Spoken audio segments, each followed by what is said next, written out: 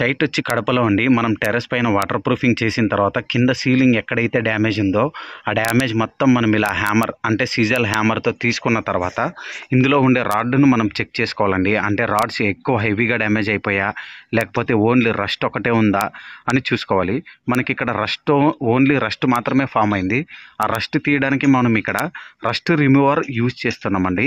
దీన్ని యూజ్ చేయడం వల్ల మనకి ఏమవుతుందంటే రాడ్కు ఏదైతే తుప్పు పట్టిందో ఆ తుప్పు మొత్తం మనకి వచ్చేస్తుంది. ఇది మనకు ఎంవైకే, ఫాస్రాక్, డాక్టర్ ఫిక్సిట్, బాస్టిక్ చాలా కంపెనీలు అవైలబుల్ ఉన్నాయి. దీన్ని మనం ఈ విధంగా రాడ్కి అప్లికేట్ చేసుకుంటే మనకు రాడ్కు ఉండే తుప్పు మొత్తం రిమూవ్ అయిపోతుంది. ఇక దీని తర్వాత మనం ఏం చేస్తామంటే రస్ట్ మళ్ళీ ఫామ్ అవ్వకుండా ఉండడానికి జింక్ ప్రైమర్ అప్లికేట్ చేస్తామండి. జింక్ ప్రైమర్ అప్లికేట్ చేస్తే మనకు రస్ట్ అనేది మళ్ళీ ఫామ్ అవ్వదు. జింక్ ప్రైమర్ వచ్చేసి మనం ఇక్కడ ఎంవైకే వాళ్ళది యూజ్ చేస్తున్నాం. ఇది కూడా మనకు సీకా, ఫాస్రాక్, డాక్టర్ ఫిక్సిట్ చాలా కంపెనీస్లో అవైలబుల్ ఉన్నాయి.